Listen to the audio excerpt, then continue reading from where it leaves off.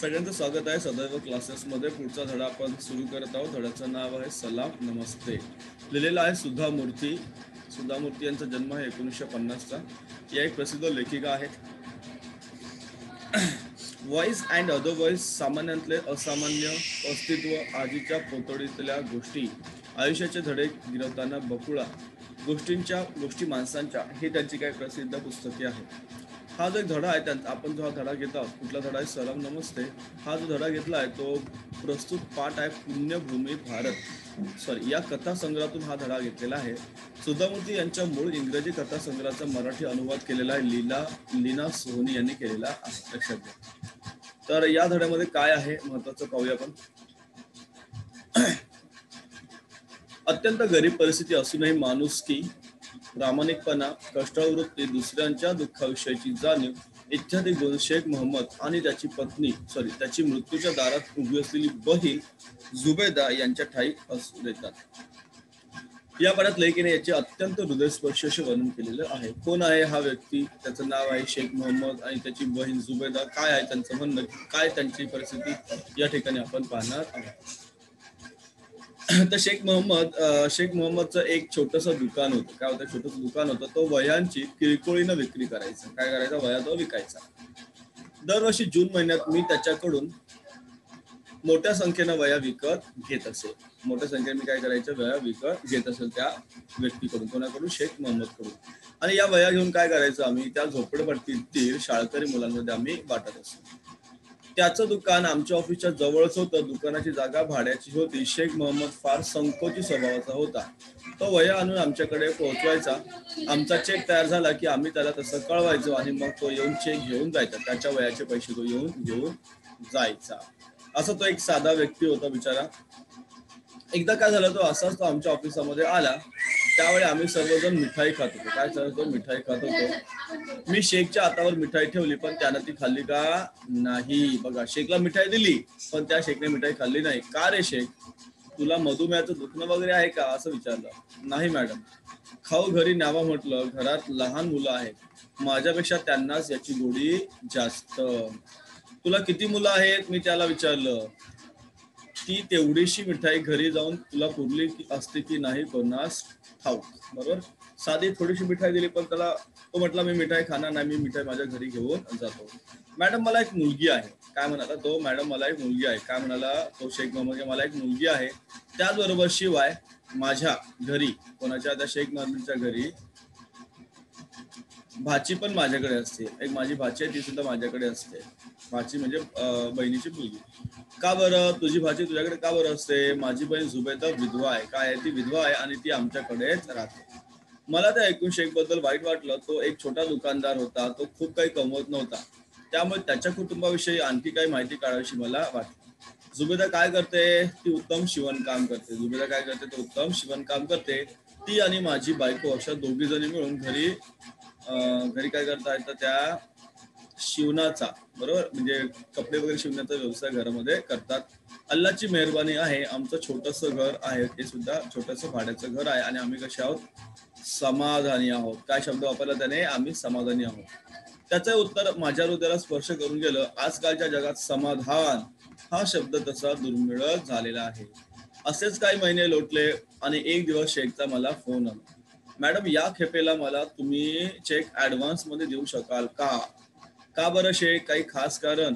होय मॅडम, जुबैदाला म्हणजे त्याच्या बहिणीला काय झालंय? कॅन्सर झालाय. उद्या तिचं ऑपरेशन आहे. काय आहे तिचं? उद्या ऑपरेशन आहे. तिला काय झालेलं आहे? तर कॅन्सर झालेला आहे. मी ताबडतोब ऑफिसात निरोप ठेवून त्याचा चेक त्याच्या घरी लगेच पाठवून दिला. पण त्याच्याबद्दल मला प्रश्न पडला. बघा काय प्रश्न पडले होते पुढे त्याला.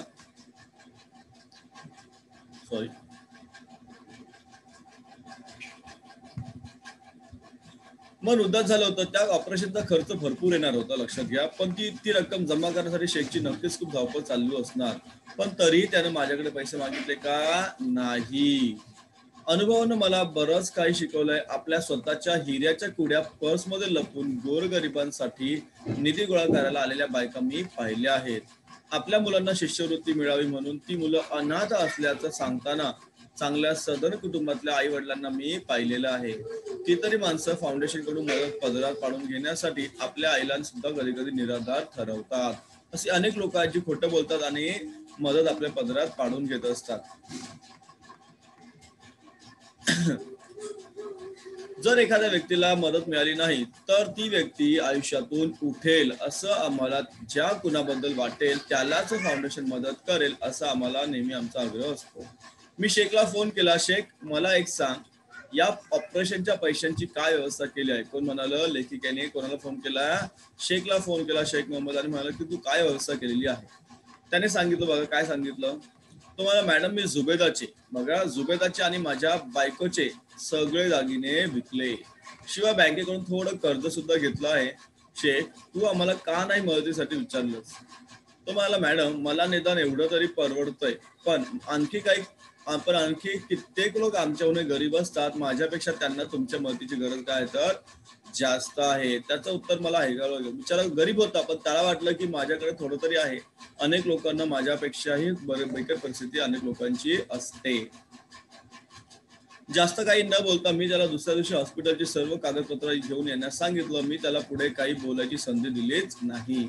दुसऱ्या दिवशी सकाळी सगळी कागदपत्र घेऊन तो ऑफिसमध्ये आला. मी त्याला थोडा वेळ थांबायला सांगितलं. सगळे कागदपत्र नीट तपासून पाहिली आणि त्याला 50,000चा काय दिला, चेक दिला. काय दिला? 50,000चा चेक दिला. कारण तेवढी गरज त्या व्यक्तीला नक्कीच असणार असं त्या लेखिकेला वाटलं. कारण हॉस्पिटलचा खर्च खूप असतो, तुम्हाला एक थोडीशी कल्पना त्या ठिकाणी असेलच.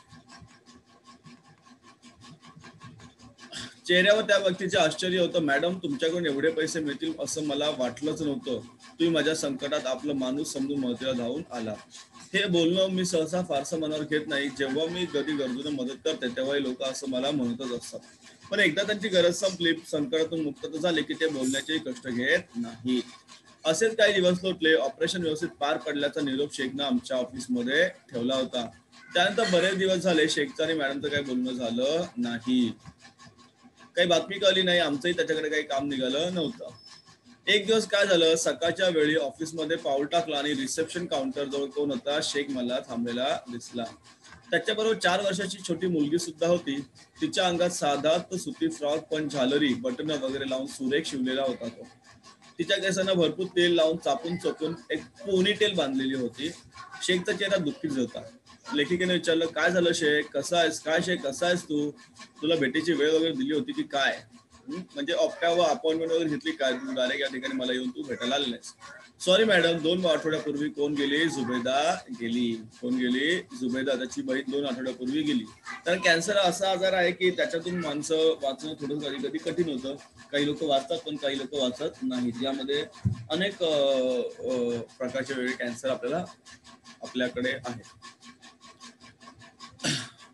तुम्ही तिला इतकी मदत केली पण तिचं नशीबच खोटं. खरं तर तुम्हाला येऊन भेटायची, तुम्हाला सलाम करायची इच्छा होती हो तिची, पण अल्लानं तिला नेलं. मी तिच्या मुलीला घेऊन आलोय तबस्सुम. मी तबस्सुम कडे पाहिलं. हे एवढं मोठं ऑफिस आणि ही भोवतालची एवढी सगळी मोठी माणसं. बिचारी बावरली होती. कोण? ती लहान मुलगी. त्या अनाथ मुलीकडे पाहून मला वाईट वाटलं होतं. मला काय झालं होतं? वाईट वाटलं होतं. आपल्या नशिबात काय वाढून ठेवलंय याची तिला कल्पनाही नव्हती. तिच्या मामानं तिला सांगितलं, बेटी मॅडम को सलाम करो. त्याबरोबर त्या मुलीने मला आपले एवलेसे हात करून काय केलं? सलाम केला होता. कोणी? त्या मुलीने. पुढे काय झालं बघा.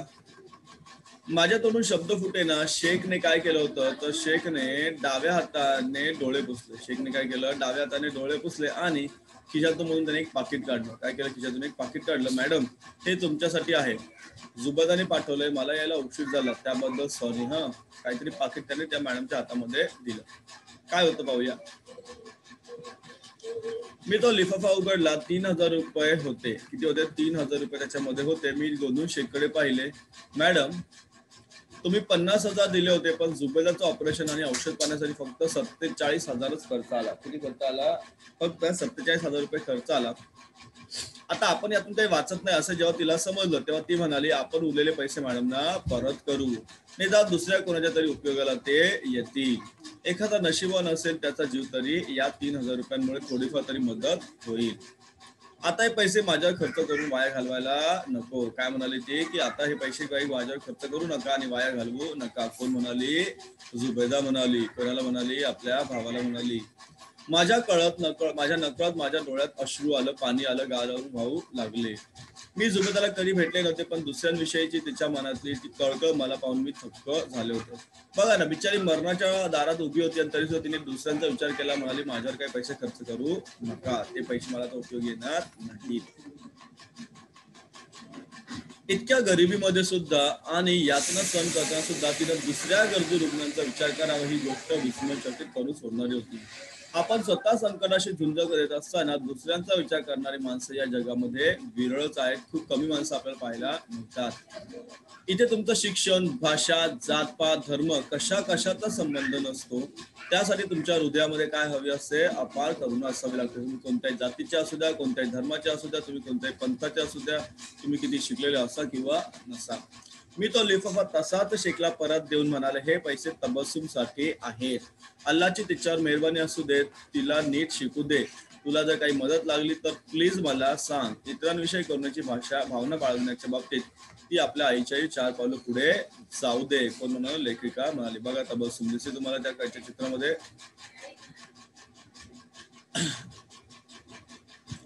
आपली ही जी भूमी आहे ना, ती श्रीमंत का आहे माहित आहे? सोन्याच्या किंवा हिऱ्याच्या खाणी तिच्या पोटात आहेत म्हणून नाही, तर या जुबेदासारख्या लोकांमुळे तिचं ऐश्वर्य वाढणार आहे. तबस्सुम नुसती खाली बसली होती. तिला काहीच कळत नव्हतं. माझे शब्द तिच्या पत्नी पचनी पडणं शेखलाही कठीण जात होतं.